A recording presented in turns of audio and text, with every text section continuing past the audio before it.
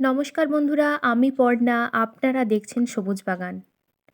আজকে কামরাঙা গাছের কিছু সহজ পরিচর্যার সাথে বাগানের লুকটা একটু পরিবর্তন করলাম, সেই বিষয় নিয়ে আজকের এই পুরো ভিডিওটি।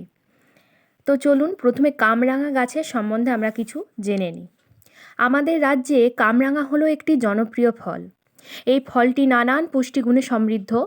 এতে থাকে প্রচুর পরিমাণ ভিটামিন সি, যা আমাদের শরীরে ইমিউনিটি বুস্ট করে। এছাড়া আমাদের হজম শক্তি বাড়াতেও সাহায্য করে এই কামরাঙা। এই গাছ কোন ধরনের মাটি ভালোবাসে? কী কারণে এর পাতা হলুদ হয়ে যায় এবং অনেক সময় দেখবেন এর পাতা সাদাও হয়ে যায়, এবং ফুল হলেও গাছে কেন গুটি সেট হয় না, সেই বিষয় নিয়েই আজ আলোচনা করব। প্রথমেই আসি মাটি। এই গাছ মূলত অ্যাসিডিক মাটি পছন্দ করে, তাই এর মাটি প্রস্তুত করতে আমাদের সাধারণত বাগানের মাটি লাগবে 50% ও গোবর সার বা ভার্মি কম্পোস্ট লাগবে 30%, আর 20% নেব আমরা কোকোপিট। তারপরেই আসি জল প্রয়োগ। এক্ষেত্রে কিন্তু এই গাছ আমাদের আলাদা নজর দিতে হবে। দুবেলাই এই গাছে পর্যাপ্ত পরিমাণ জল দিতে হবে আমাদের।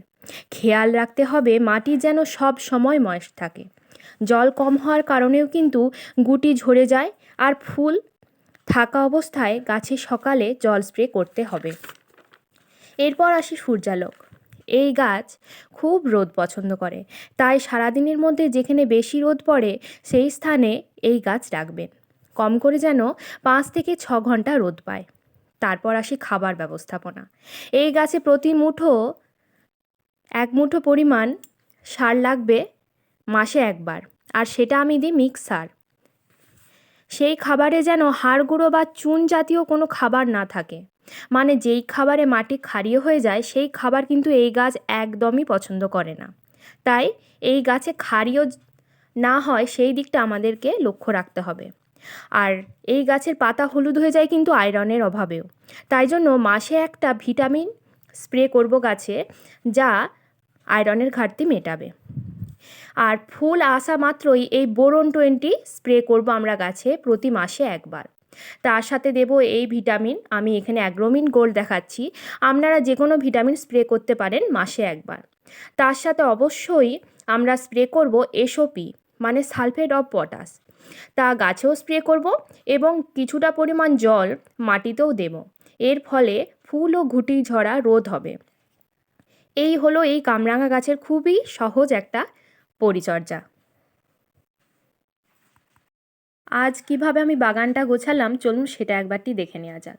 দেখুন, এই দিকে ছিল আমার গোলাপ গাছ, কিছু জলজ গাছ এবং আরও কিছু গাছ এলোমেলোভাবে রাখা ছিল।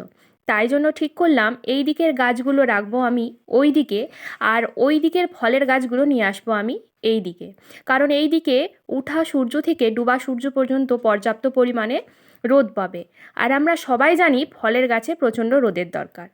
দেখুন, আমার গাছগুলি সুন্দরভাবে এপাশে এনে সাজিয়ে রাখা কমপ্লিট। তার সাথেও ছাদটা আমি পরিষ্কারভাবে ঝাঁট দিয়ে নিয়েছি।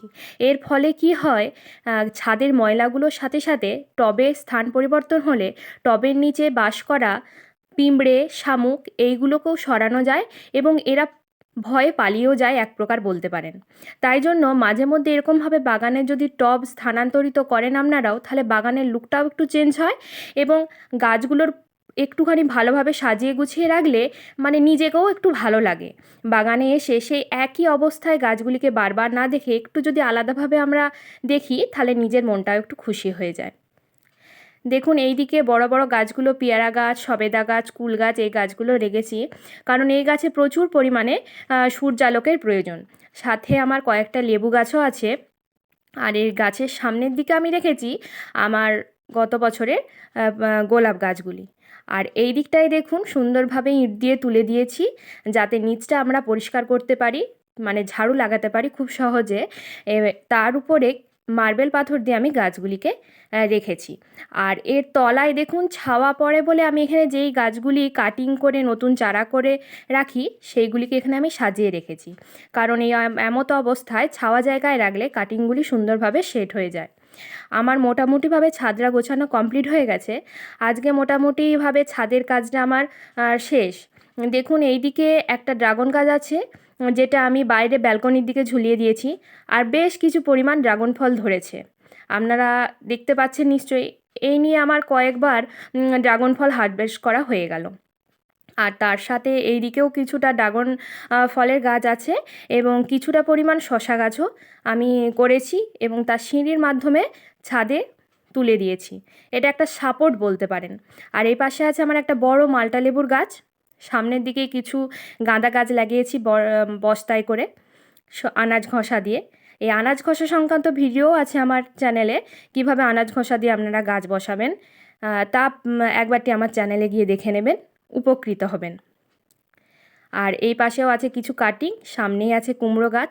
সুন্দর কুমড়ো ফুল হচ্ছে, আশা করি কুমড়ো পাবো খুব শীঘ্রই, আর তা আপনাদের সাথে শেয়ার করব। আজকের ভিডিওটি এখান পর্যন্তই। ভিডিওটি যদি ভালো লেগে থাকে তাহলে প্লিজ একটা লাইক করবেন। ফিরছি পরের ভিডিওতে। ততক্ষণ পর্যন্ত নিজেরাও সুস্থ থাকুন, নিজের বাগানের গাছকেও সুস্থ রাখুন।